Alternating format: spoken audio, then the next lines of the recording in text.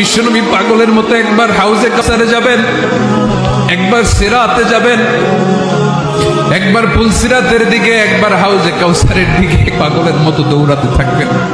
তার কোনো গুনাহগার উম্মত যাতে জাহান্নামে ঢুকে না যায়, সেদিন কেউ সুপারিশ করতে পারবে না বিশ্বনবী ছাড়া। এজন্য 5 নম্বর আল্লাহ বললেন, মান যাল্লাযী ইয়াশফাউ ইনদাহু ইল্লা বিইযনিহি।